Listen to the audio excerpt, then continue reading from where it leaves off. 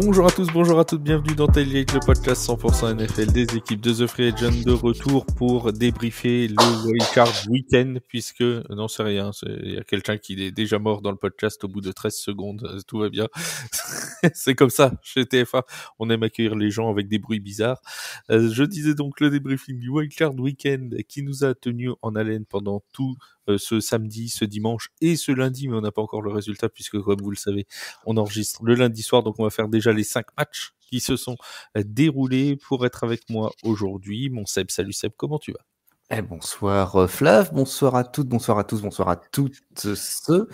Beaucoup de matchs à débriefer, il s'est passé beaucoup de choses. On est, je l'ai dit souvent, dans la dernière ligne droite et la route vers le Super Bowl s'éclaircit un petit peu plus et va s'éclaircir encore semaine après semaine. Alors pour certains c'est éclairci, pour d'autres c'est largement assombri, voire il y a même eu des sorties de route. Mon Vince, salut Vince, comment ça va ? Est-ce que par hasard tu parles de moi en parlant de sortie de route ? Enfin on y reviendra. On y reviendra. Voilà. Bonsoir à tous, bonsoir à toutes. Oui, effectivement, un super week-end de football. De toute façon, les 3 week-ends que je préfère, c'est ceux-là, le playoff, le divisional et le conférence finale.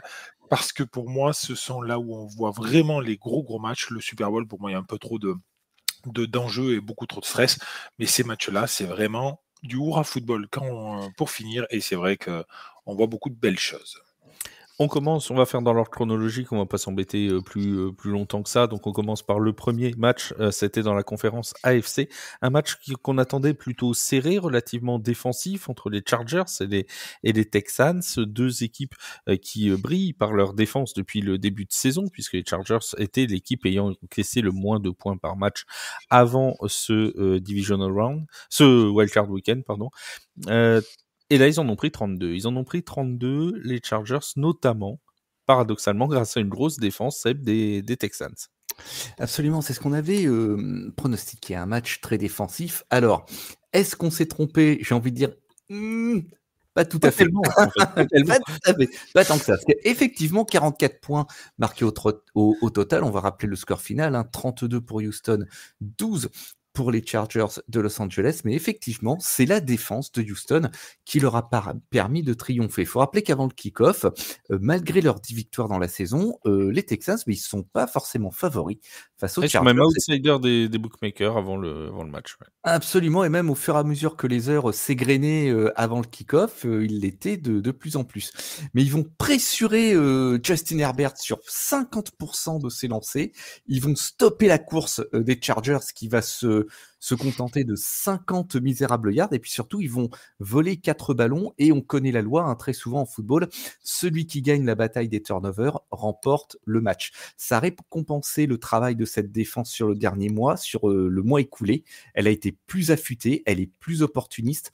On notera 1 sac et demi pour Will Anderson et 1 sac et demi également pour Mario Edwards. Il y a un pick six pour Eric Murray. Toutes les colonnes de statistiques étaient remplies. Et puis, il faut quand même pas oublier leur attaque qui a pris corps en fin de première mi-temps. Il ne s'est pas passé grand-chose pendant la première mi-temps, mais ils ont un drive extraordinaire de 99 yards qui leur permet de marquer. Et puis, en deuxième mi-temps, en fait, ils vont marquer 2 fois avant la fin de la première mi-temps et ils vont prendre le lead 10-6 et ils ne vont plus le lâcher de la soirée. Leur jeu au sol a fonctionné. Mixon a été l'homme de la situation ce soir-là, 25 courses, 106 yards, 1 touchdown. En fait, Houston, ils ont su être patients en attaque. Leur jeu au sol fonctionnait pas en première mi-temps. Ils sont rabattus sur des passes courtes pour ouvrir des espaces. Alors, ça n'a pas forcément bien marché en termes statistiques, mais ça a mis de la pression sur le secondary. Et bilan, Joe Mixon, il a gagné 91 de ses 106 yards en deuxième mi-temps et avec un jeu très physique. Donc, match plein pour Houston. Ça va être musclé la semaine prochaine, mais je suis impatient de les voir. Oui, on rappellera le programme juste après de tous ces matchs de Divisional Round qui nous attendent avec des très très belles affiches, notamment du côté de la conférence AFC, mais on y reviendra en fin d'émission. Vince, c'est vrai qu'on avait eu quand même des Chargers qui avaient extrêmement bien commencé le match, enfin dirons-nous, très bien commencé parce que il y a eu ce ballon perdu par Houston tout de suite et récupéré par les Chargers dès le premier drive, dès la première passe de CJ Stroud, un fumble provoqué, mais les Chargers ont toujours eu du mal à conclure leurs actions et c'est peut-être ce qui leur a manqué ce samedi-là. Effectivement. Il y a eu beaucoup de bonnes choses du côté des Chargers, surtout en première mi-temps. La première mi-temps, on la commente avec Sébastien samedi soir sur Twitch avec The Free Agent, hein, et on se dit clairement que Houston a une chance incroyable, ou en tout cas c'est vraiment pas illogique, pas immérité, mais un peu contre le cours du match que Houston soit devant à la pause de ce petit point. Vraiment, on a senti les Chargers en fait qui étaient en maîtrise mais qui n'arrivaient pas à conclure. Ils n'arrivaient jamais à conclure leur offense. Là où Houston a toujours été assez rigoureux pour sortir le jeu défensif quand il fallait, pour empêcher les Chargers de marquer des points, voilà. Et en fait, là où CJ Stroud a commencé son match doucement, il l'a fini beaucoup plus fort. Seb l'a très bien dit, mais Joe Mixon est exactement l'archétype de cette réflexion-là. Sa première mi-temps est laborieuse.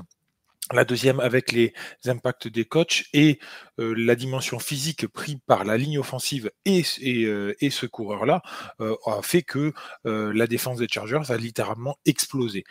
Du côté des Chargers, on va se concentrer quand même sur Herbert qui est un peu en deçà dans les attentes de ce qu'il fait. Il finit à 14/32 avec 4 interceptions, c'est énorme. Surtout qu'il en avait fait que 3 dans la saison régulière. Il n'en fait que 3 dans la saison régulière. Après, encore une fois, ce sont des matchs couperés. À la fin, il est un peu obligé de forcer les lancers pour essayer de trouver des jeux. Il a eu beaucoup de drops de ses receveurs aussi. Hein, voilà, ça crée des jeux d'interception. Il n'empêche que pour les Chargers, il ne faut pas oublier que c'est un an 1 de Harbaugh qui revient en tant que coach principal en NFL. C'est un cheminement qui va être long pour retrouver les sommets de la NFL. En tout cas, quoi qu'il arrive, un peu comme dans les matchs qui vont venir, notamment celui des Broncos, le plus important, c'était de prendre de l'expérience pour cette escouade-là, des Chargers. Ils ont pris cette expérience, ils ont vu à quel point c'était différent de jouer un match de playoff par rapport à un match de saison régulière, et ça va leur servir pour la suite. Est-ce que Justin Herbert, rapidement, Seb, est, je ne vais pas dire le problème à Los Angeles, parce que c'est peut-être un petit peu méchant. On nous l'a souvent présenté comme un quarterback génial qui n'était pas servi par ses défenses, notamment lors de la saison 2023 où la défense prenait des camions de yards. Mais là, il avait une possibilité en play-off de montrer de quoi il était capable, et il y a eu ce match. On va pas se le cacher, ce match où il est passé à côté. Il passe à côté, il prend beaucoup de pression. Hein. Il y a, je crois que c'est en 3e ou 4e quart-temps, il y a un plan sur lui, un moment sur la touche. On voit qu'il a le visage tuméfié, qu'il a les bras qui sont marqués. Il s'est fait frapper toute la soirée et la pression venait de partout. Elle venait des côtés, elle venait face à lui. Houston a fait ce qu'il fallait dans ce match. Je pense pas que Justin Herbert soit un problème. Il passe à côté d'un match, ça arrive à beaucoup, malheureusement pour lui, mais il passe à côté du match à côté duquel il ne fallait pas passer. Hein. Malheureusement, un wildcard de playoff, il n'y a pas moyen de rattraper le coup la semaine suivante. Comme l'a dit Vince, c'est une année 1 pour les Chargers. Même si Herbert est là depuis un certain nombre d'années, c'est un nouveau régime, c'est une nouvelle philosophie de jeu. Ils ont déjà beaucoup d'éléments en place. Je reste confiant. Je ne pense pas que Justin Herbert soit un problème. C'est juste un QB qui a fait un mauvais match ce soir-là. Il faut bien voir juste quelque chose, hein, une stat.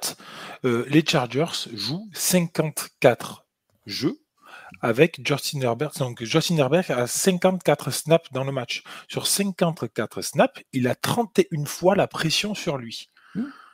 Vous vous rendez compte ce que c'est d'avoir la pression 2 jeux sur 3?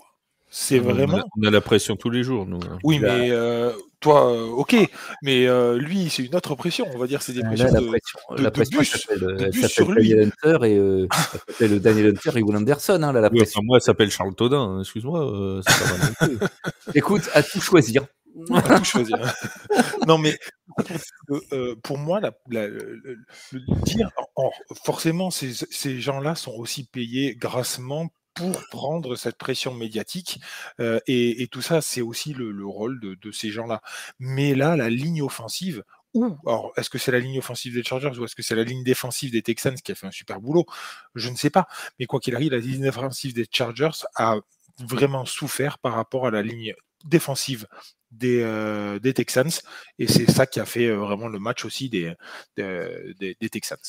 En tout cas, pour Houston, on attendait cette saison comme une confirmation après l'excellente surprise de la saison 2023. Ils seront une nouvelle fois au Divisional Round, puisqu'ils y étaient déjà l'an dernier où ils étaient tombés face aux Ravens de Baltimore. Cette fois, ils joueront les Chiefs de Kansas City. Ce sera samedi à 22h30 et ce sera là aussi commenté sur Twitch. J'en profite pour remercier tous ceux, et vous étiez très nombreux à être avec Seb, avec Kevin, avec Raph et avec Vince samedi. Donc un grand merci à vous, parce que on a battu, on a presque atteint des scores de Super Bowl sur un premier tour de playoff. Alors, pour vous dire, ça va faire que monter. Vous allez voir, on a peut-être même 2 matchs cette semaine à vous proposer. Bref, on ne s'arrête plus. Juste pour finir sur ce match-là, Flav, je suis désolé, je te coupe un peu la parole, mais j'ai l'habitude. Houston en avait dit que toute la saison que c'était un peu poussif, qu'on savait pas trop où ils allaient. Là, ils nous ont montré quand même. Ils allaient en Divisional Round. Ils ont quand même montré qu'ils savaient ce qu'ils allaient faire et qu'ils avaient un schéma de jeu assez précis, que leur coach voulait aller à un endroit et que ils y sont arrivés, donc on ne peut que les féliciter là-dessus. Et grosse méfiance pour les Chiefs, parce que on en parlera dans la preview qu'on fera du tour de Divisional Round, donc jeudi dans l'autre podcast de la semaine.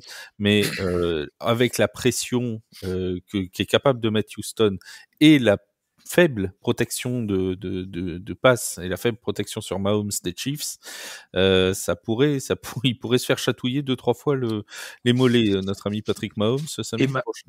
Et Mahomes qui est en plus qui s'était blessé en fin de saison, donc à la cheville, donc il faudra faire attention. Le tout avec 3 semaines de repos des Chiefs. Enfin bref, il y a beaucoup d'éléments. Méfiance quand même pour Kansas City.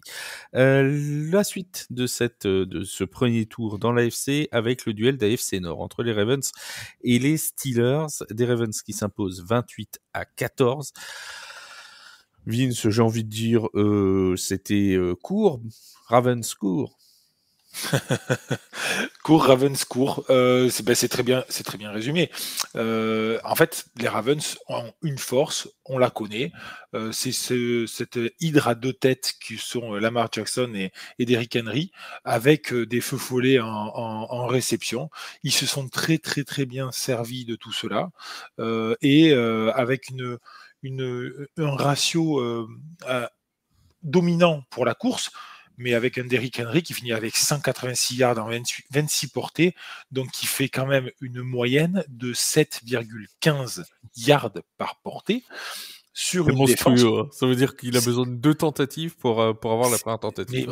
Mais voilà, c'est ça, c'est monstrueux, et il faut se rendre compte qu'il fait ça contre les Chiefs, contre les Steelers, qui ont une défense quand même redoutable aussi, qui sont connus pour... Mike Tomlin, c'est quand même connu pour sa défense. Donc, ça reste une performance qui est très forte. On les attendait ici, ils ont répondu là. Ils ne sont pas cherchés à aller inventer un nouveau jeu. Ils ont répondu sur leur force, et ça, c'est très fort, parce que forcément, les Steelers, Mike Tomlin et le coordinateur défensif se sont forcément mis d'accord pour essayer de bloquer cette course-là. Ils n'y sont même pas arrivés.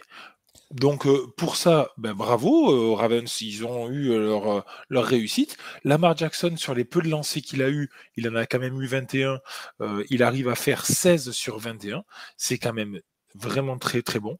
Et effectivement, les Baltimore Ravens ont dominé de la tête et les épaules cette première mi-temps en finissant à 21-0.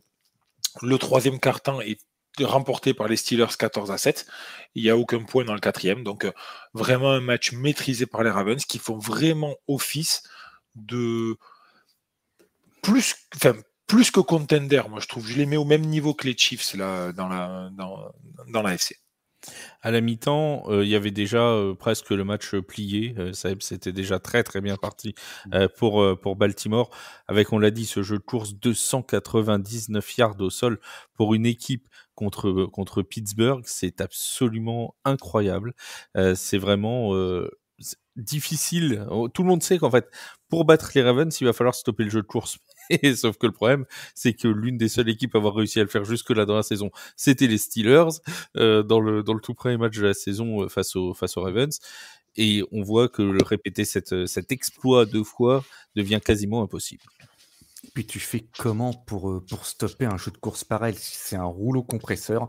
Pittsburgh s'est fait marcher dessus. Il y a pas d'autres mots. Et ce qui est en plus, c'est que cette attaque des Ravens, elle n'a même pas souffert de l'absence de Zay Flowers.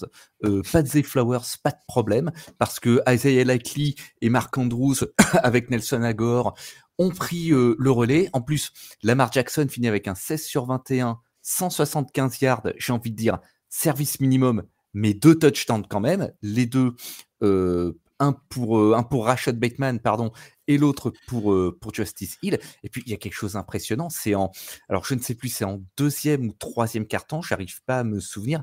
Il y a un drive de 13 jeux, 85 yards, c'est que du jeu au sol. Il y a pas un ballon en l'air et ça va au bout, ça fonctionne. C'est impressionnant, une machine de guerre pareille. Et Pittsburgh qui n'a pas eu de réponse. Alors, qui n'a pas eu de réponse en défense et puis qui n'a pas non plus eu de réponse en attaque, mais malheureusement, comme on habitué pouvait l'anticiper avant le début des playoffs et avant ce match, mais là on a quand même une vraie faillite offensive, une attaque qui génère pas un point en première mi-temps, un jeu au sol là qui reste au sol, 29 yards. Il va falloir attendre le touchdown de Van Jefferson sur une passe de 30 yards pour voir quelque chose se passer, mais à ce moment-là il y a déjà 21-7. Wilson a mis quasiment 2 quarts-temps et demi pour trouver ses marques. Pittsburgh attend une victoire en playoff depuis 2016. Et ce sera pas pour la saison 2024, malheureusement. Oui, et c'est vrai qu'on a ce différentiel qui était déjà fait, et quand on sait la force ou la faiblesse plutôt offensive des Steelers cette année, quand tu vois les Ravens à 28 points, ça devient très compliqué de pouvoir passer devant. Imaginez les Steelers à 30 points. Alors ça c'est déjà fait contre les Bengals notamment, ils avaient passé la barre des 35, peut-être même des 40 si j'ai plus le score en tête. Mais voilà, c'est quand même rare dans la saison, et sur la dynamique des Steelers actuellement, c'était encore plus rare. Et tout ça, il faut le rappeler pour les Ravens, sans Zay Flowers, le receveur qui était blessé. Donc ils ont appuyé encore plus sur le jeu au sol peut-être à cause de l'absence de Zay Flowers. Mais quand Zay Flowers va revenir, on a quand même une attaque qui est assez impressionnante, et on parlera forcément du match de la semaine prochaine qui s'annonce comme le gros choc de la semaine suivante face aux Bills. Pour les Steelers, un petit mot quand même, Vince. Seb l'a dit, la dernière victoire c'est 2016. Est-ce que finalement, il y avait un analyste américain hier qui disait que les Steelers étaient un peu dans le purgatoire de la NFL, c'est-à-dire trop bons pour pas avoir un très bon choix de draft, mais pas assez bon pour faire un vrai run en playoff? Est-ce que finalement ils sont dans cette espèce de ventre mou duquel il est toujours difficile de se sortir? Alors pour moi, le ventre mou, c'est quand tu ne fais pas les playoffs. C'est-à-dire que tu es juste en dessous des playoffs. Là, tu atteins les playoffs. Ça reste quand même un objectif. Ça reste quand même quelque chose de fort. Maintenant, effectivement, est-ce qu'on peut parler complète de reconstruction complète pour les Steelers? Ça semble assez compliqué. Les Steelers font, de manière générale, surtout Russell Wilson ne fait pas un si mauvais match que ça. Il fait 20/29. C'est pas non plus horrible. Il finit à 270 yards, 2 TD, 0 interception, alors qu'il est pressurisé 19 fois. Donc c'est pas si mal que ça.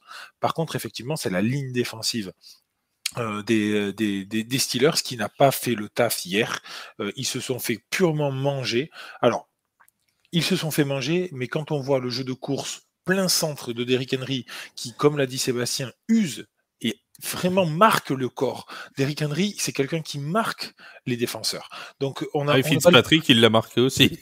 On va le plaquer une fois, on n'a pas envie d'aller le plaquer une deuxième fois, vraiment, parce que c'est quelqu'un qui fait mal. Donc on a quelqu'un comme Derrick Henry qui court plein centre, et on a un feu follet comme Lamar Jackson qui est capable de partir sur les extérieurs à toute vitesse. Et donc en fait, la ligne défensive, elle est prise dans un étau, elle ne sait plus quoi faire. Et un peu à l'image de Josh Allen hier avec les Bills, à un moment donné, tu sais plus quoi faire et donc tu ne défends plus. Tu te laisses manger. Et ben voilà, c'est ce qui s'est passé hier. Les Steelers, va falloir se poser la question sur ce qu'ils veulent faire maintenant. Est-ce que c'est une équipe qui est taillée pour aller chercher plus haut? Est-ce que c'est une équipe qui est capable d'aller chercher un Super Bowl dans les 5 années à venir avec ce niveau-là, c'est-à-dire sans passer par une phase de reconstruction? On peut se poser la question, j'en sais rien, je n'aurai pas la réponse. Est-ce que c'est quelque chose qu'ils veulent restructurer complètement pour aller chercher un Super Bowl, ou est-ce qu'ils se contentent de vivoter comme ça et de rester dans les playoffs tous les ans? Je sais pas. En tout cas, George Pickens a très peu comment dirons-nous, d'optimisme sur la progression de l'attaque, puisqu'il a dit en conférence de presse, quand tu lui as demandé est-ce que vous êtes optimiste sur le fait que l'attaque puisse progresser l'an prochain, il s'est fendu d'une réponse laconique. Non. Voilà. Comme ça, au moins, les choses sont dites. Voilà. Peut-être en changeant le coordinateur, je sais pas, mais... Et oui, voilà. Au moins, les choses sont dites. Russell Wilson, lui, a envie de revenir pour 2025. Et il y a eu des petites voix, des rumeurs qui disaient que possiblement Mike Tomlin pourrait être remercié, mais plus probablement échangé. Bon. Les chances que ça arrive sont quand même faibles parce que j'y crois pas. Encore une fois, c'est quand même quelqu'un qui t'emmène toujours à une saison positive, qui t'emmène en playoff 4 ans sur les 5 dernières saisons, et c'est pas quelqu'un qui n'a jamais gagné en playoff. Il faut rappeler que Mike Tomlin a un Super Bowl perdu, un Super Bowl gagné déjà, donc il sait comment gagner en playoff. Le problème, à mon avis, ne vient pas du coaching sur ce point-là. Mon cher Seb, tu voulais dire quelque chose, non? Ils vont avoir un petit problème au poste de quarterback, justement, parce qu'ils ont les deux sont free agents signés pour un an qui vont être free agent. Russell Wilson et n'oublions pas Justin Fields qui est sur le banc et qui a commencé qui a bien commencé la saison d'ailleurs. Et qui avait bien commencé la saison, donc ils ont déjà une petite controverse. C'est pas le même âge non plus. Hein. Voilà, c'est pas le même âge. Il y a beaucoup d'éléments à prendre en compte. Bon, ils sont peut-être dans une situation où ils ont besoin d'un peu de sérénité là. Mon petit doigt me dit que si que celui des deux qui sera pas gardé, parce que je pense qu'ils garderont pas les deux, celui des deux qui sera pas gardé trouvera rapidement preneur, étant donné la classe de quarterback à la draft et le nombre d'équipes qui ont besoin d'un quarterback. Je pense que ça va être assez rapidement joué. Ou Wilson. Avec un des deux quarterbacks, tu peux reconstruire un petit peu. Avec l'autre, tu as 1 ou 2 saisons, 3, on va dire, mais pas beaucoup plus, quoi. Oui. Bah, en fait, c'est ce que tu disais tout à l'heure, c'est-à-dire que là, on va voir le virage de la franchise. Soit c'est rester dans ce niveau-là, notamment avec Russell Wilson, soit c'est essayer de reconstruire un peu plus avec Justin Fields, bon, qui commence à avoir un peu de bouteille quand même. Hein. Il est pas rookie non plus, hein, mais c'est vrai qu'il est quand même plus jeune. Ou partir avec quelqu'un d'autre, hein.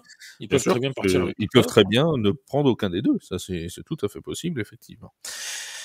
Les Bills de Buffalo, toujours en AFC, le 3e et dernier match de cette conférence AFC dans le Wildcard Weekend. Les Bills de Buffalo qui ont battu les Broncos de Denver. J'ai un petit sourire parce que j'aime bien voir la tête de Vince à chaque fois que je dis qu'ils ont battu les Broncos de Denver. 31-7. Alors, je vous propose pendant 2 minutes qu'on réécoute la réaction de Vince à 19h06 hier. Il nous a lâché un magnifique... Tu es un méchant. Tu es un méchant. 19h06, alors, effectivement, j'étais je vais vous raconter quelque chose d'encore plus drôle, et Seb pourra le confirmer parce qu'il était partie prenante dans l'affaire. À 18h55, Vince nous met un message sur notre Discord à nous en disant « De toute façon, ne comptez pas me voir entre 19h et 22h30, puisque je serai devant mes Broncos, certes. » Seb dit, tu vas voir à la première action des Broncos, on va te voir qui va dès qu'ils vont faire un truc bien, il va poster. Il va poster. Ça n'avait pas loupé. Ça n'avait pas loupé. Parce que voilà-t-il pas que sur sa première longue passe, Bonix ouvre le score à Buffalo à la stupeur générale. Et là, on se dit, mais quoi qui se passe, mon cher Seb? Mais que s'est-il passé? Et comme dirait, Que que s'est-il passé comme dirait dirait, notre Mathieu. comme dirait notre Mathieu, oui, à la surprise générale. Et puis sur un choix de jeu qui demandait quand même une sacrée paire de Ah bah, coups de ils poignet, ont été bien burnés, hein, les Ah Broncos. ouais, là, vraiment, d'ailleurs, je le l'ai premier mis sur drive, Discord. le premier drive est quand même costaud. Ah le oui, oui, ah bah, premier- enfin, la 4e tentative en fake punt, c'est pas mal non plus. Ah non, ouais, le drive était balèze et ils prennent cette décision vraiment d'attaquer le backfield et puis pas qu'un peu, touchdown au bout. Waouh, on s'est dit, ok, on a un match, ils sont pas venus là pour faire de la figuration, ce dont on doutait pas. En plus, c'est pas trop le tempérament de Sean Payton de jouer la deuxième place. Mais c'est vrai que ça a pris tout le monde par surprise. À mon humble avis, les Bills Les en Bills premier. aussi, ouais. Je pense, ouais. Et puis, eh ben, malheureusement, ça a changé assez vite en deuxième mi-temps. Après, Parce oui, que- après, juste, je te coupe 2 secondes, Seb. J'ai envie de dire, en première mi-temps, c'est resté beaucoup comme ça, en fait, parce que Alors- tu as ce premier drive offensif de Buffalo qui avance très bien, mais les Broncos, un petit peu à l'image de ce qu'ils avaient fait contre les Bengals, arrivent à le stopper et à forcer le field goal. Et tu te dis, finalement, tu vois, il lâche pas l'affaire, il reste, le match, toute la première mi-temps, reste très serré. Will Lutz aurait même pu égaliser à la dernière seconde de la première Oui. mi-temps, si le poteau en avait choisi autrement. Et puis surtout, Denver avait réussi à contenir la capacité de Buffalo à générer des big plays. Donc, ils ont donc même mené, puisqu'ils marquent les premiers, ils mènent 7-0. À la mi-temps, il y a 10-7. Donc, on peut dire qu'on a un match qui se tient, mais hélas, en deuxième mi-temps, ça va changer parce que la machine Buffalo et surtout la machine Josh Allen va se mettre en place. Allen, il va trouver Ty Johnson pour un TD de 24 yards sur une 4e et 1, puisqu'on parle de choix coucougnété. Et ensuite, sur le drive suivant, Curtis Samuel sur une passe de 55 yards. Et surtout, ce touchdown de Samuel, il arrive après un 3 and out de Denver. Donc, ça fait quand même mal de prendre un TD pareil après avoir été obligé de punter sans pouvoir générer un first down. Ensuite, c'est Dalton Kincaid qui sera servi. N'en jetez plus, la coupe est pleine. Allen, qui avait lancé 69 yards en première mi-temps, finit à 272 yards, 2 touchdowns, et 135,4 de rating. Et puis au sol, il ne faut pas oublier le travail de James Cook, qui finit à 120 yards sur les 210 yards au sol gagnés par Denver, 120 yards en 23 portées. Et là encore, c'est un style de jeu qui a obligé les safeties à descendre et à ouvrir les lignes de passe. Quelque chose de très parlant également, c'est le temps de possession. Buffalo a eu la balle pendant plus de 41 minutes sur ce match. Difficile de marquer pour Denver dans ces conditions. Et côté défense, il y a eu énormément de blitz du côté de Buffalo. Ça a obligé l'attaque de Denver à sortir du terrain et donc leur défense à rester. Et c'est cette méthode qui a ouvert la porte à 31 points consécutifs marqués par les Bills. Ce score de 31-7, finalement, Vince, toi qui es fan des Broncos, est-ce qu'il n'est pas un peu sévère quand même? Parce que on a l'impression, quand on regarde le score, que ça a été une promenade de santé pour Buffalo. Effectivement, comme l'a très bien expliqué Seb, ça a été le cas en deuxième mi-temps où l'attaque de Buffalo qui enfonçait sans arrêt la ligne défensive des Broncos, ça finit par fatiguer la défense de Denver. Est-ce que finalement ce score, il est pas quand même très très sévère pour les Broncos? Est-ce qu'on n'aurait pas pu avoir un écart un peu moins important? Il est sévère certes, mais après, est-ce qu'il n'est pas immérité pour autant? L'attaque des Bills a été quand même assez costaud et vraiment a trouvé des solutions en fait. Il faut pas oublier que Denver faisait partie des meilleures défenses de la ligue avant le début du match. On s'attendait à une opposition de style entre les Bills hyper dominants offensivement et des Broncos assez dominants défensivement. Si je ne me trompe pas, ils étaient la 3e meilleure défense contre la course de la saison régulière de toute la ligue. Les Bills ont trouvé la solution pour les faire exploser. Alors certes, il y a une grosse différence d'expérience à ce niveau. Les Bills jouaient à domicile. On peut expliquer beaucoup de choses. Quoi qu'il en soit, Josh Allen aidés par James Cook, ont fait un boulot. Les deux ont fait un boulot monumental en termes de course. Comme on l'a dit, ça a resserré la défense. Les safeties ont dû monter un peu plus, mettre la pression. On a vu un jeu hier. Je ne sais pas si vous avez fait attention, on a vu un jeu où il y a eu 6 personnes en pression directe sur le QB. Donc ça veut dire qu'il y avait 6 personnes dans la ligne qui partaient directement. Donc ça fait plus que 3 personnes dans le backfield pour couvrir tout le backfield. Forcément, si tu n'arrives pas à toucher le QB à ce moment-là, ben ça fait des gros jeux. Et c'est ce qui s'est passé. Le tournant du match, pour moi, il y en a deux. Le premier, c'est le fameux boink à 1 seconde de la fin qui peut ramener à égalité. Mine de rien, quand tu rentres au vestiaire avec égalité, ou alors quand tu rentres avec 3 points d'avance et que tu te dis, bon, ben, c'est bon, il peut rien nous arriver parce qu'avec ce poteau, c'est bon, c'est gagné. Ça peut changer la chose. Et la deuxième chose, c'est cette fameuse 4e1 que tu as dit. Le TD est simplement magnifique. Je vous conseille de le regarder. Josh Allen est sous pression. Il se dégage de sa poche. Il trouve le temps d'arriver à lancer une balle. Et alors la réception, elle est fabuleuse. Je suis un petit peu nuancé sur parce que c'est mon cœur de Broncos qui parle, mais je ne sais pas, je suis pas sûr qu'il ait TD. Mais franchement, je l'ai dit sur le Discord hier, vous pouvez en témoigner. Ça vaut le coup de le laisser parce qu'il est vraiment magnifique. Maintenant, pour les Broncos, le but, c'était de gagner, mais le but principal, c'était de prendre de l'expérience. On est sur une année 0. C'est comme les Chargers, on est sur une année 0, où là, en plus de ça, nous, on a un QB vraiment rookie, donc qui apprend, même s'il est un peu plus vieux. Et on a beaucoup de choses à apprendre. Hier, pour moi, la défense n'a pas été au niveau. La O-line n'a pas été au niveau.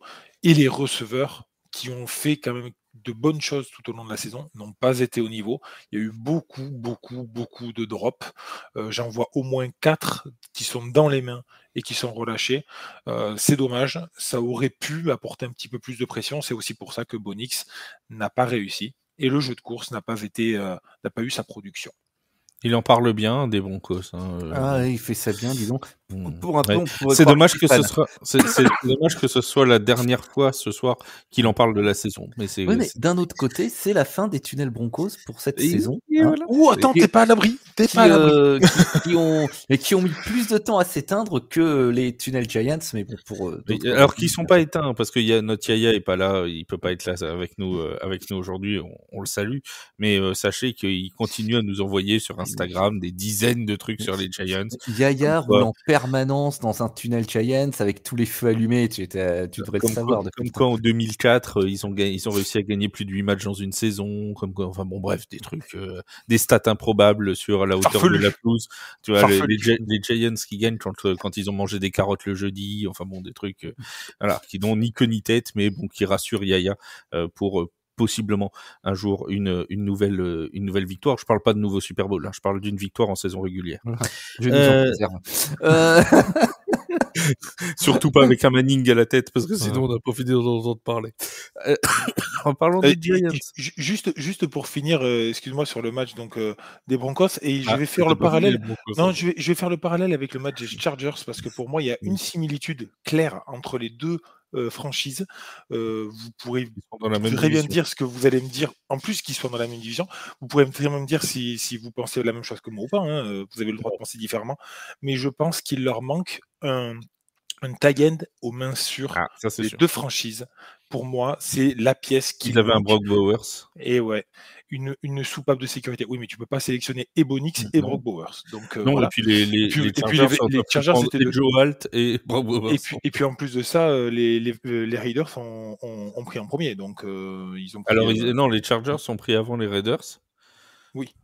Oui, c'est vrai, t'as raison.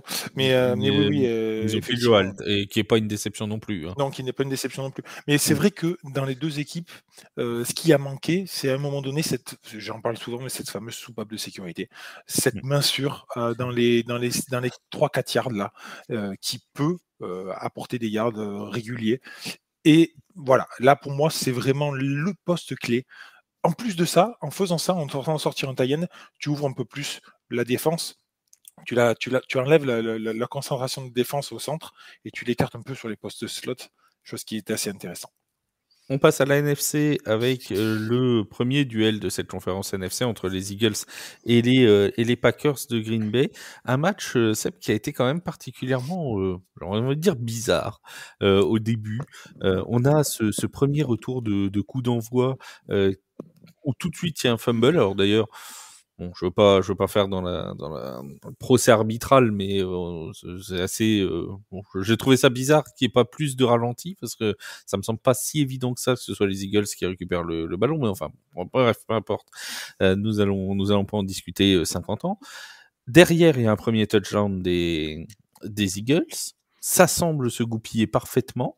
Et puis, la défense des Packers monte en régime petit à petit. Et finalement, ça se termine en match pas si simple que ça pour Philadelphie. Non, j'ai eu l'impression de voir des Eagles un petit peu, en particulier Jalen Hurts, un petit peu rouillé. Après ces 2 matchs manqués, il finit par un 13/21, 131 yards, 2 touchdowns et il rajoute 36 yards au sol. Après, la défense a fait un très très bon travail du côté de Philly. Ils vont provoquer 4 pertes de balles, dont le fumble dont tu as parlé dès le début du match. Il y aura 3 interceptions au passage. Hurts, il va faire une bonne entame de match. Il réussit ses 6 premières passes de suite, mais après, il va passer presque 2 quarts temps sans complétion ou avec des passes très peu précises et même des séquences où il va garder le ballon trop longtemps. Et bilan, on se retrouve avec une attaque qui cumule 290 yards, 16 first down et qui fait un 2/11 sur les 3e downs. Et c'est quand même pas terrible et notamment pour une entame de playoff. Alors, en revanche, il y a quelque chose qui reste constant dans cette attaque, c'est Saquon Barkley, 119 yards et ça aurait pu être bien portées, plus. Des yards en plus. Ça aurait pu être bien plus parce qu'en plus, ça a été des yards rudement gagnés. Ses courses ont été très, très physiques. Sa moyenne par portée est très bonne, mais il faut noter quelque chose. C'est que hier soir, il a eu seulement 3 courses de plus de 8 yards. Donc, est-ce que la performance de la ligne doit être un point d'inquiétude ? Là encore, moi, ça me laisse un petit peu circonspect. C'est une vraie interrogation. Une autre interrogation, A.J. Brown, une seule réception hier soir. Pourquoi n'a-t-il pas été plus investi dans le plan de jeu ? Voilà, il lisait son livre. Bon, beaucoup. En fait, c'est une victoire qui laisse. C'est une victoire qui laisse énormément de questions en suspens, je trouve. Alors, un succès rassurant, oui, parce que Philadelphie passe au tour suivant, mais pas mal de questions et je vais garder un œil sur les Eagles sur le prochain tour parce qu'il faut voir si c'est vraiment du game rust qui avait besoin de partir un petit peu, voilà, qu'il fallait se remettre en jambes, ou si on a un vrai problème. Justement, c'est la question. Vince, on dit souvent que l'effectif des Eagles, c'est peut-être l'un des plus complets de la NFL. Une excellente défense, une très bonne attaque, complète à la course, dans les airs. Est-ce que finalement, ce succès... Alors, le score est ce qu'il est, mais le 22-10 aurait pu être plus lourd, puisqu'on rappelle que à la fin du match, Saquon Barkley s'en va tout seul pour marquer un touchdown et préfère slider pour avoir la première tentative et geler le score du match plutôt que d'aller marquer. Touchdown qu'il aurait sans aucun doute marqué, puisqu'il était parti tout seul, il aurait mis un touchdown de plus de 70 yards, menant en plus du coup ses stats à quasiment 200 yards par la même occasion, mais il a dit il y a des choses plus importantes que les stats, et les choses les plus importantes c'est les victoires. Bon. En tout cas, ce score de 22-10 est ce qu'il est, mais est-ce que dans le contenu, toi, ces Eagles t'ont rassuré ? Alors, je dirais pas qu'ils m'ont rassuré, mais je vais pas dire non plus que je suis inquiet pour eux. Pour moi, ça reste un peu à l'attendu. Je suis un peu moins pessimiste pour les Eagles que Seb. Pourquoi ? Parce que ils se sont mis aussi au niveau de l'adversaire. Les Packers n'est pas non plus n'importe quel adversaire en face. Ils ont bien maîtrisé, effectivement, on l'a vu, cette défense. Ce fait de jeu sur le tout premier jeu, c'est quand même effectivement quelque chose qui peut faire mal à la tête. Ils s'en sont quand même bien remis. La défense a vraiment remis les choses en place tout de suite.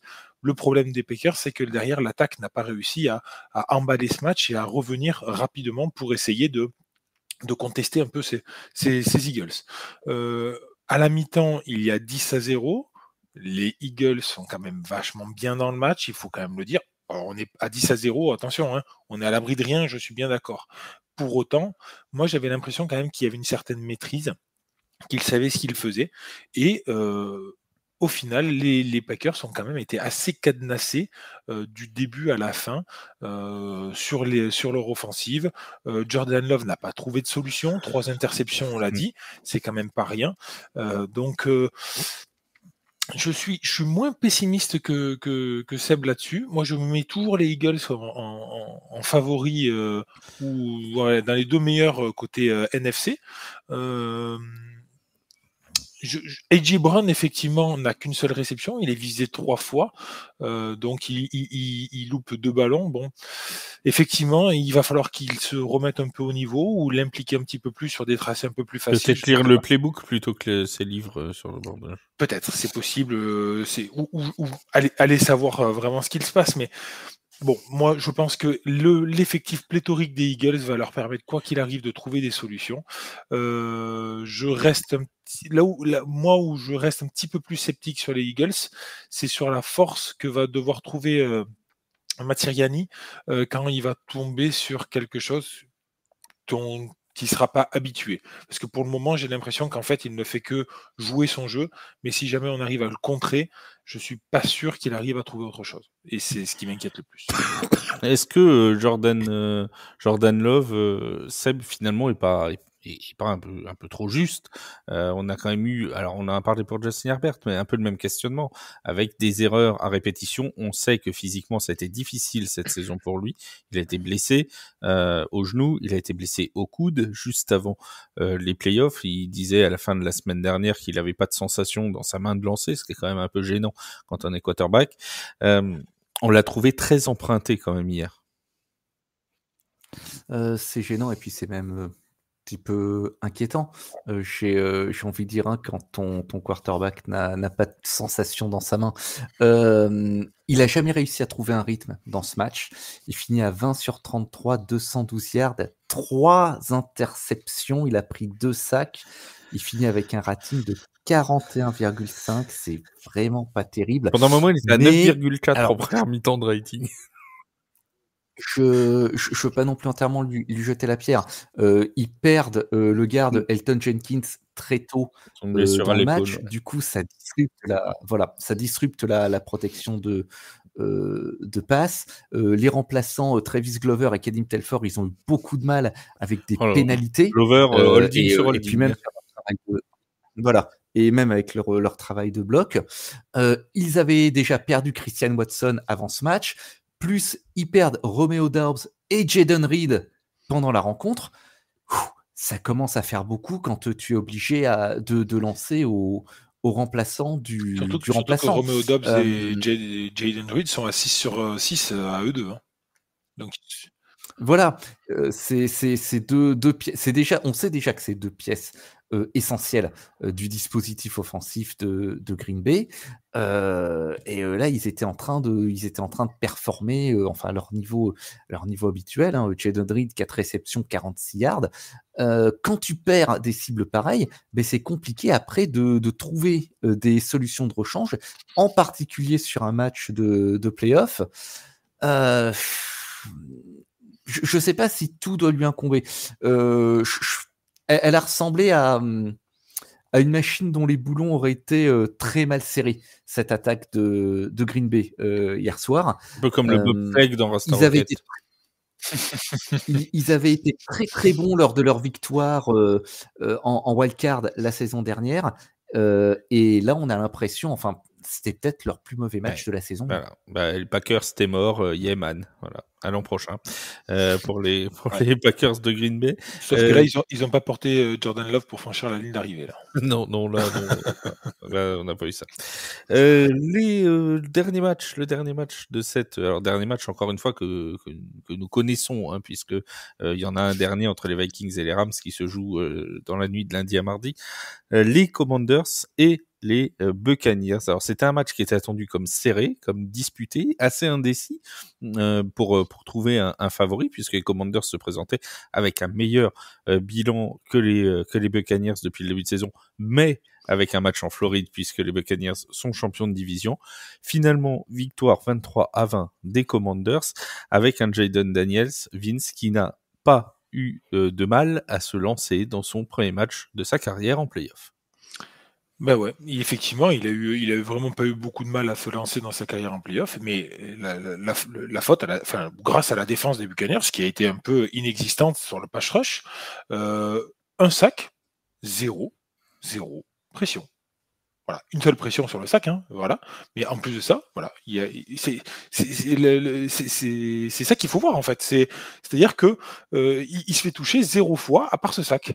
Donc forcément, il a eu de la place, il a eu du temps, malgré un jeu de course qui n'était pas complètement à la hauteur de la part des Raiders.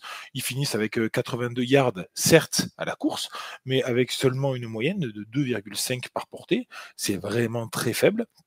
2,5 par portée, hein, ça fait tout juste 10. Oui, ça fait tout juste 10, pardon. En 4 tentatives. Tout juste 10 sur 4 tentatives. Donc, on est fort en maths. Voilà, oui, on est très fort en maths. Il faut beaucoup calculer au football américain. Mais tout ça pour dire que effectivement, c'est même pas le jeu de course qui lui a permis d'asseoir son jeu de passe.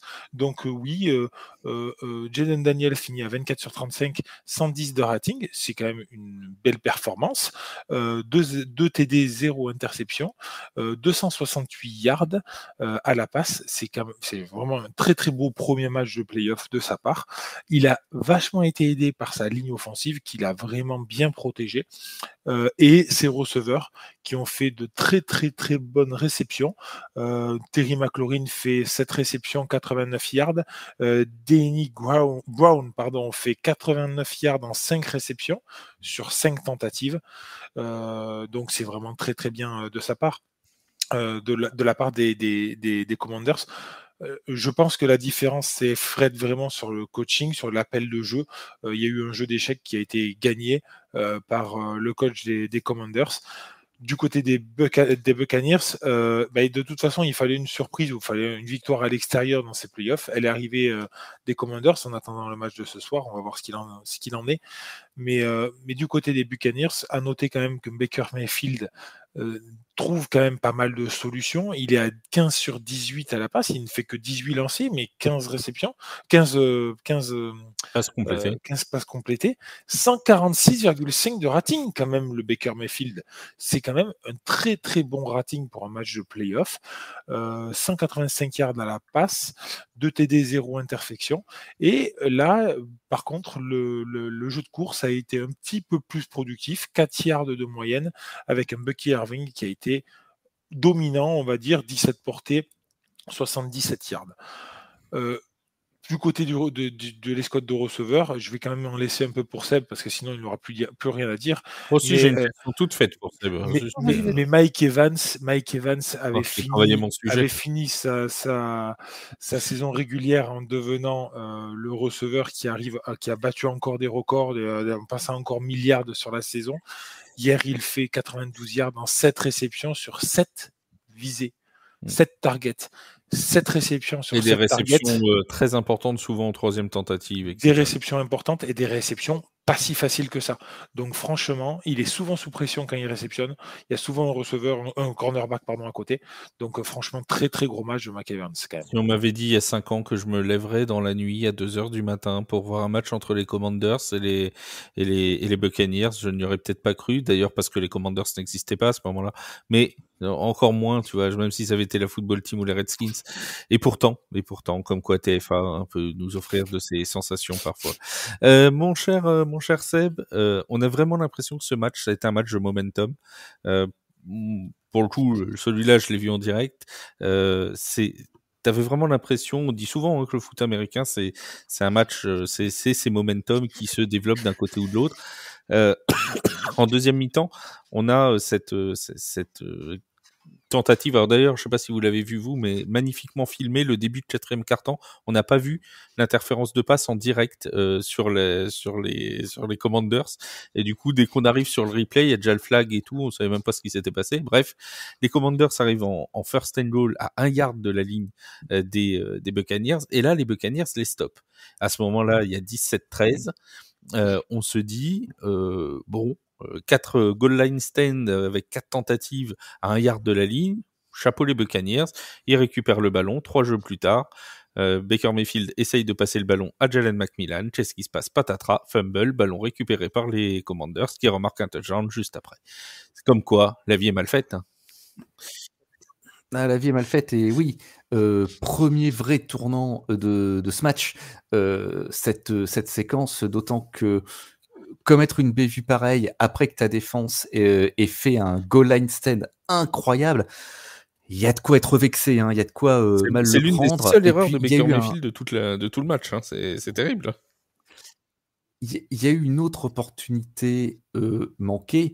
Green Bay a Tampa Bay. l'occasion de marquer un touchdown pour passer devant. Il y a le centre Graham Barton qui va commettre une pénalité qui les fait reculer. Ils doivent se contenter des 3 points et donc se contenter d'égaliser.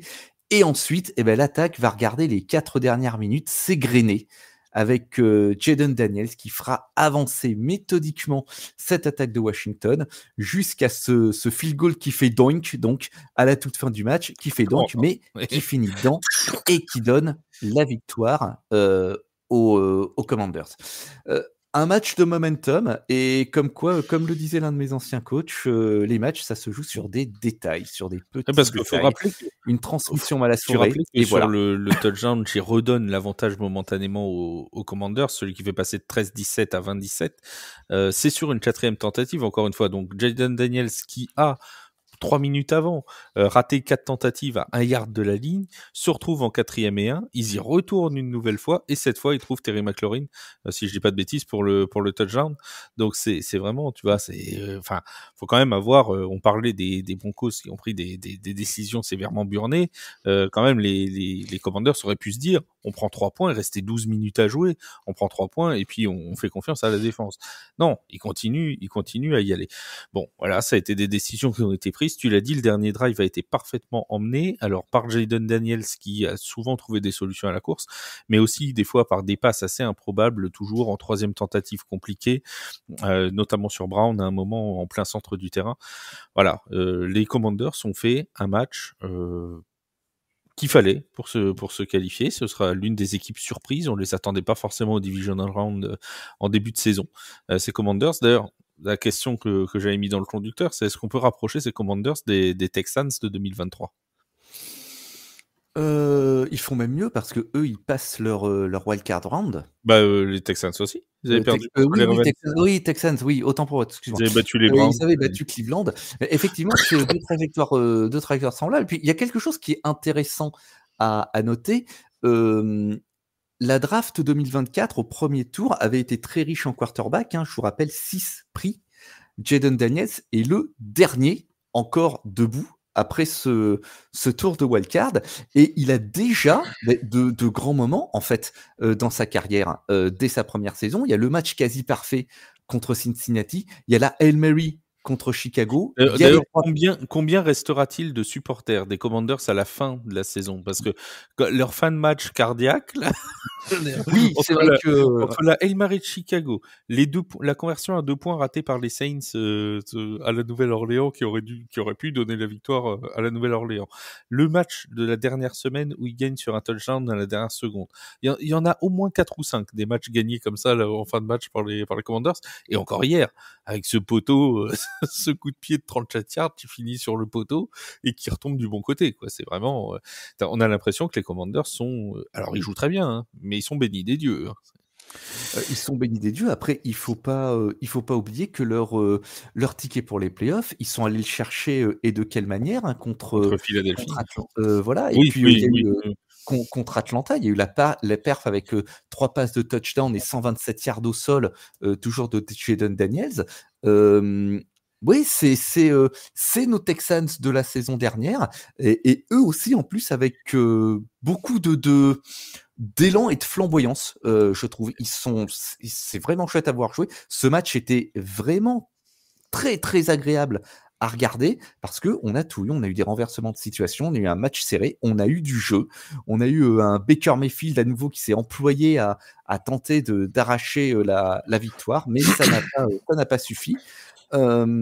Idem, rendez-vous au tour suivant et voyons ce que ça donne. Ils n'ont de toute façon plus rien à perdre. Leur pari et leur contrat, il est déjà rempli. Les Buccaneers, de leur côté, c'est un peu les Steelers de la NFC, toujours à peu près en playoff. C'est même la seule équipe en NFC à avoir fait les 5 dernières campagnes de playoff.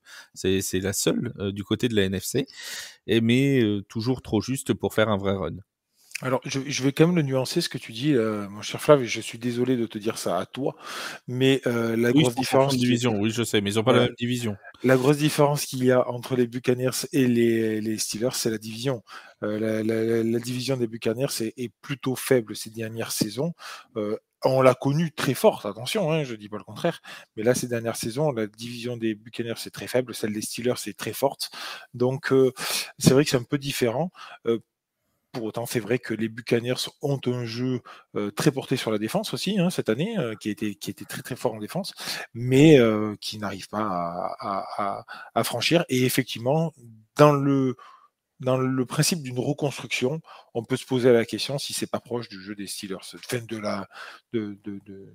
l'état des Steelers. Très bien.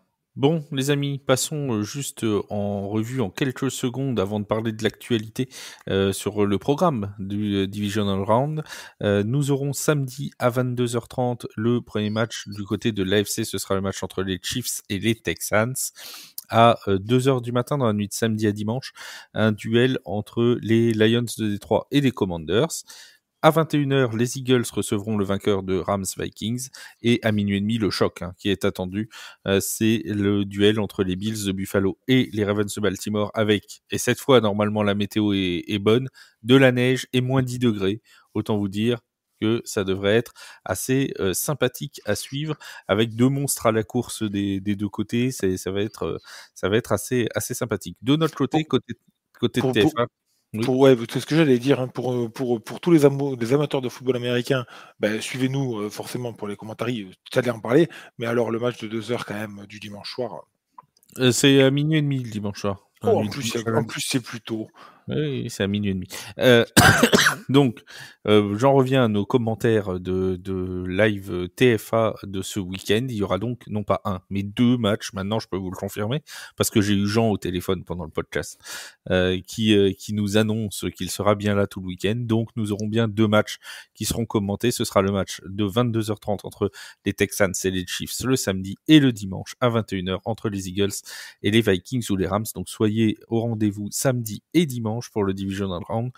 C'est la fête. Nous aurons deux lives pour ces 2 jours de compétition. Autant vous dire que là, c'est carrément la fête. Et on peut déjà vous dire que la finale de la NFC sera, oui, je crois que c'est la NFC. La finale de la NFC sera commentée aussi à 21h le dimanche suivant. Parce que ça c'est déjà réglé, la NFC sera à 21h et la FC à minuit et demi. Donc on sera là aussi le week-end d'après pour la finale de conférence NFC. Bien. On va parler juste un petit peu de l'actualité avant de s'employer à préparer le Divisional Round dans quelques jours. Il y a eu Mike McCarthy qui a été renvoyé, Vince, renvoyé, non, pas prolongé par les Cowboys. 5 ans à la tête des Cowboys. On sait les difficultés en playoff qu'ont rencontré les Cowboys. C'est une page qui se tourne pour Dallas. Ouais, c'est une page qui se tourne, c'est une page importante qui se tourne parce que quand même, on va avoir un sentiment d'inachevé. Je ne sais pas ce que vous en pensez avec Mike McCarthy du côté des Cowboys. Pas forcément inachevé parce qu'il ne gagne pas le Super Bowl, mais parce que il avait quand même une escouade sur le papier très bonne et il n'est pas réussi à la mener là où elle aurait dû aller. Je dis pas de bêtises en disant qu'ils ne sont pas allés au Super Bowl. Ils ont fait une finale de conférence, c'est ça, en 5 ans? Je crois. Et je crois même pas. Je suis même pas sûr. Hein. Je crois même pas. Donc, je vérifie pendant que tu continues ton propos. Donc tout ça pour dire que non, ils le font pas. Ils perdent. Ils perdent contre les Niners. Ils gagnent 2 fois la NFC Est sous Ouais. Mike McCarthy, Ouais. 2021-2023, mais c'est tout. Voilà, donc pour moi, il y a un sentiment d'inachevé, il y a quelque chose, mais bon, il fallait changer à un moment donné, ça ne fonctionnait pas, ça ne marchait pas. bon, il va falloir voir la tournure que vont prendre les Dallas Cowboys pour la saison prochaine. Vite trouver un entraîneur, vite cadrer tout ça, alors vite, mais bien, hein, forcément, et récupérer quelqu'un qui va pouvoir tenir la pression, parce qu'on sait très bien que Cowboys, c'est The America Team, c'est clairement l'équipe que tous les Américains regardent, soit parce qu'ils l'aiment, soit parce qu'ils la détestent. Donc il y a énormément de pression sur cette équipe-là. Et on sait qu'en plus de ça, le propriétaire n'est pas complètement étranger à ça. Donc bon courage aux suivants, mais il y a de quoi faire, il y a de quoi se régaler, et je pense que les Cowboys auront quand même une carte à jouer pour la saison prochaine. Même si la division maintenant elle commence à être un peu compliquée, parce que on en a parlé, donc il y a les Eagles, alors il y a les Giants, certes. Il y a les Eagles, mais il y a les Commanders maintenant qu'il va falloir déloger. Hein. Et Mike McCarthy qui devrait normalement être interviewé notamment par les Bears pour le poste de head coach, possiblement par les New Orleans Saints aussi. Ce seraient les deux équipes qui seraient intéressées pour l'instant par le profil de Mike McCarthy. Imagine il va aux Giants. Oui, il faut, en ayant dit que Double restait, ça me semble compliqué. Non, c'est pas possible. Non, mais c'est pas possible, parce qu'en plus c'est des divisions, c'est pas possible. Mais non. Par contre, les Jets. Vous avez vu, chers collègues. C'est pas possible. Par contre, les Jets, effectivement. Oui, mais de toute façon, les Jets, ils demandent une interview avec tout le monde. Donc, d'ailleurs, ils m'ont appelé, hein, pas plus tard. C'est ce que j'allais dire, ils m'ont appelé aussi, dis donc. Voilà, je passe. Je suis vexé. Une interview en visio demain. Il s'agit d'être bon. Ils m'ont pas appelé, moi. C'est fou, ça. Oui, il s'agit d'être bon. C'est bien ce que je dis. Mon cher Seb, autre nouvelle du coaching, à moins que tu veuilles parler de McCarthy, que tu aies quelque chose à rajouter, mais sinon, on a quand même Mike Vrabel qui arrive aussi du côté des Patriots. Ça, c'était dimanche. Un ancien de la maison qui vient remettre un petit peu d'ordre là-dedans. Bonne pioche pour les Pats? Oui, bonne pioche, parce que Mike Vrabel, même s'il a eu une fin de règne un petit peu compliqué à Tennessee, enfin, il est arrivé en fin on voit qu'il est pas tout à fait. C'était pas le seul responsable. Oui, c'était pas le seul responsable, on le voit maintenant. Mais il était en fin de cycle à Tennessee, donc à un moment, il faut aussi que les règnes, les contrats, s'arrêtent. C'est quelqu'un qui jouit d'un grand respect dans la ligue, et en plus, effectivement, c'est quelqu'un du sérail qui revient à la maison. Il y a tout pour rassurer le public. Il y a quand même des choses qui sont déjà en place aux Patriots là cette saison. Ils ont quelqu'un avec Drake May qui semble être leur QB d'avenir. Il y a beaucoup de brèches à combler, bien sûr, mais je pense que la présence de quelqu'un comme Vrabel, qui en plus a une vraie expérience de head coaching, en plus de son expérience d'ancien joueur, c'est plus que rassurant pour cette franchise. Vince? Moi, je trouve le fit parfait. Par contre, avec l'annonce, j'en suis même devenu à me poser la question s'il ne savait pas déjà que c'était lui le remplaçant du futur entraîneur avant même qu'il l'ait viré. Mais bon, quoi qu'il arrive, moi je trouve que c'est le fit parfait pour New England.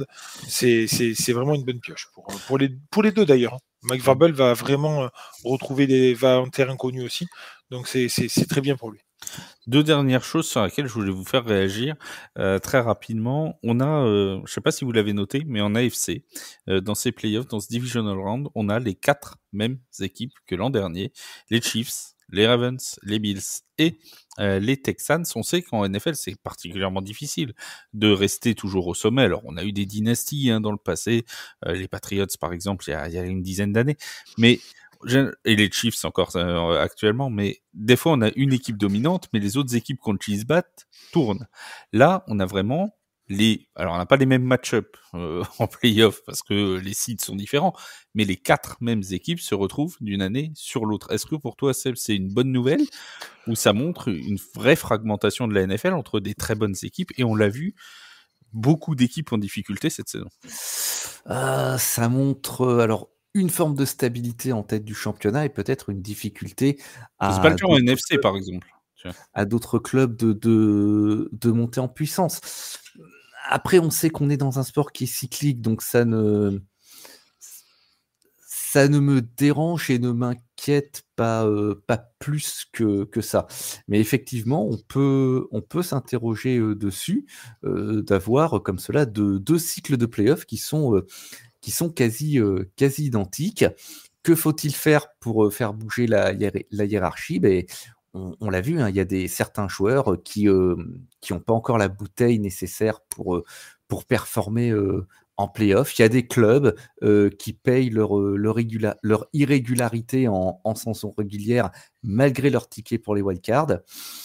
Moi, je vois ça comme un constat dans un premier temps. Tu nous dirais si les Bengals avaient été qualifiés, ils auraient eux au moins. Oui, mais ils sont pas qualifiés parce que les Chiefs sont peur d'eux. Et avec des scies, on coupe du bois. Hein, donc bon. Voilà, on fait de la musique aussi. Puis avec des scies, on peut imaginer que tu tires des choses intéressantes aussi. Donc. Oui, c'est pas faux. C'est un signe de stabilité. Je pense pas que ce soit un signe d'immobilisme. Il y a aussi pas mal de clubs qui ont déçu cette saison, que des clubs que l'on voyait en play-off. On vient de parler d'un exemple à l'instant, de Cincinnati, et qui ont déçu. Donc, aléa sportif, forme de stabilité, pas encore forme de domination, sauf bien sûr après à 2 échelons au-dessus où on a les Chiefs qui semblent indéboulonnables. Ce qui est marrant, c'est qu'en NFC, par rapport à l'an dernier, si on prend le divisional round, peu importe que ce soit les Rams ou les Vikings qui s'y qualifient, on va retrouver que les Lions qui étaient là déjà l'an dernier, c'est les seuls, puisque l'an dernier on avait les 49ers, on avait les Packers et on avait les Buccaneers aussi. Les trois sont éliminés avant ce tour de divisional round, et les Lions qui eux n'étaient pas en play-off il y a 2 ans de ça. Donc en NFC, ça continue vraiment à se brasser, à avoir une certaine incertitude, alors qu'en AFC, c'est vrai que dès le début de la saison, on se dit bon oui, on risque de retrouver les Chiefs, les Ravens, les Bills. Je veux dire, le Bills Chiefs en playoff, c'est devenu presque un classique quoi maintenant. C'est devenu un quasi classique. Un avis Vince quand t'as fini? Oui, Vince a éternué très discrètement, sauf que nous on l'a vu parce qu'on a la caméra, voilà. Oui, un avis mon cher Vince ou pas? Non mais effectivement, l'AFC, tu l'as dit, en fait, pour moi, il y avait les 3 qui étaient un peu au-dessus. Les Texans, on savait pas trop s'ils allaient pouvoir y revenir. Bon, ils y sont arrivés, tant mieux pour eux. Mais après, effectivement, là, les 3 commencent à avoir assez d'expérience et en fait, c'est de la stabilité. Ces 3 franchises-là représentent vraiment de la stabilité et c'est ce qu'on voit assez rarement dans ce milieu-là, surtout sur 3 franchises. Donc c'est plus facile d'attirer aussi qu'aujourd'hui quand t'es les Ravens, les Bills ou les Chiefs que quand t'es les Panthers, les Saints ou les Giants, quoi. Je veux dire, il y a un moment. Ouais, mais encore une fois, tu te dirais si en plus de ça, ils étaient dans une grande ville avec un gros marché, ça aurait été encore plus, tu vois. Donc ouais, moi je m'en inquiète pas parce que c'est quand même un phénomène très très rare. Si dans 2-3 ans il y a toujours les 4 mêmes, là ça commencera à devenir problématique. Et encore que comme l'a dit Seb, ça sera cyclique, donc on arrivera à la fin du cycle aussi. Donc bon. Voilà. D'ailleurs, en parlant de cycle et de Patrick Mahomes, en parlant des Chiefs, Patrick Mahomes qui a eu un nouvel enfant pendant ce week-end, n'est-ce pas le plus beau moyen de fêter une bye week, j'ai envie de dire. Tout le monde n'était pas en repos pendant cette bye week. Alors félicitations à Patrick Mahomes et à sa demoiselle et sa femme Brittany.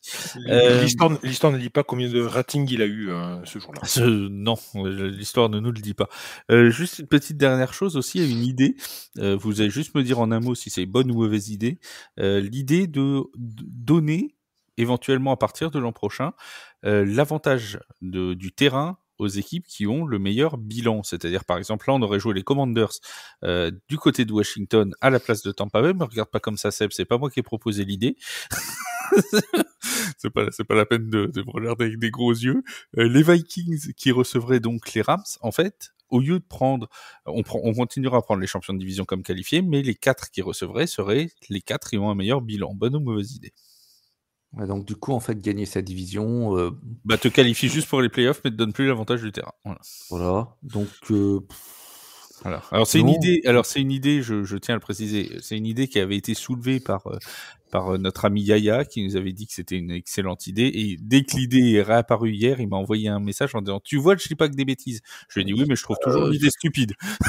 Ouais, voilà, c'est bon, c'est une idée de Yaya, donc déjà, on va mettre un petit Moi, je trouvais l'idée pas mauvaise, mais maintenant que c'est une idée de Yaya, je me dis que c'est pas si bien que ça. Mais moi, je me dis que dans ce cas-là, faut aller au bout. T'enlèves les divisions et tu prends les 7 meilleurs bilans. Tu vois. Ils en parlent de plus en plus.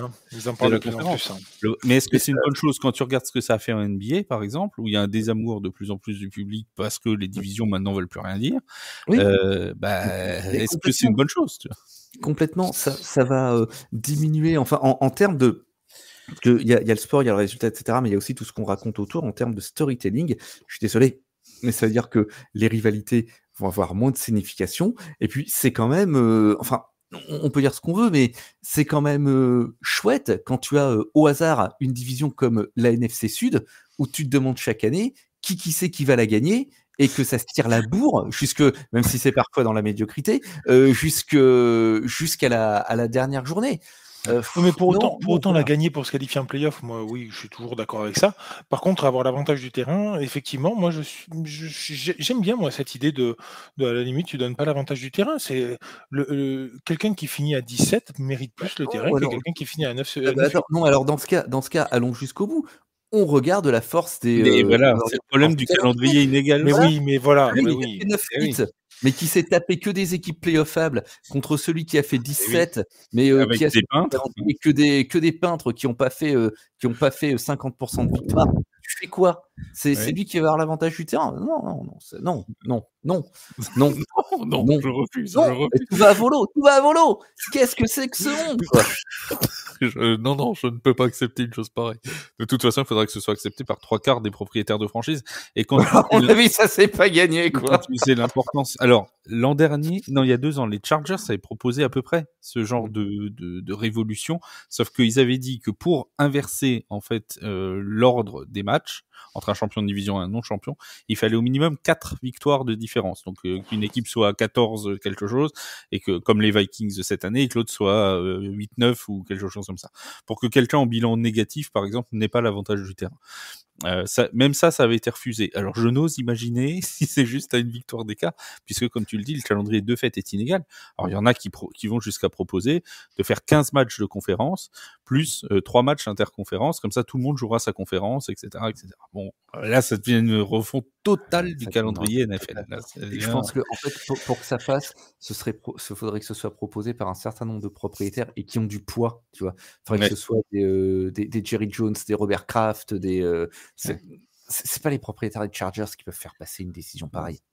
Un tout dernier mot, cette fois c'est vraiment le dernier, sur les London Games, puisqu'on a les affiches, enfin on a les équipes qui vont jouer à domicile pendant ces London Games. Nous aurons donc les Jaguars de Jacksonville, comme d'habitude, les Browns de Cleveland et les Jets de New York. Autant dire qu'après avoir détesté l'Allemagne, les États-Unis s'attaquent maintenant à l'Angleterre, visiblement. Après le Panthers Giants de cette année en Allemagne, nous avons donc 3 équipes brillantes lors de cette saison 2024 qui auront joué en Angleterre en 2025. On va attendre les adversaires. Alors, déjà, les Jaguars joueront un match à l'extérieur, donc ce sera un Jets Jaguars ou un Browns Jaguars. C'est sûr que les Jaguars jouent à Londres aussi, ouais. Normalement, ils en ont 2. Oui. Mais c'est à Londres, forcément. Oui. Ah oui, c'est à Wembley, les Jaguars. C'est un domicile et un extérieur. Donc, il y aura un Jets Jaguars ou un Browns Jaguars. Et là, ça promet un gros niveau.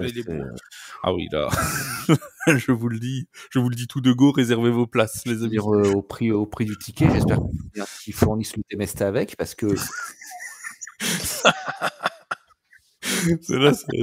ça va taper, mais dur, quoi. Ça va être sympathique. Bon, les amis, c'est là-dessus qu'on se quitte. On se retrouve jeudi pour faire les previews de ces Divisional Round. Donc, ces 4 matchs, n'oubliez pas. Les 2 rendez-vous aussi sur Twitch, samedi et dimanche, 22h30 et 21h.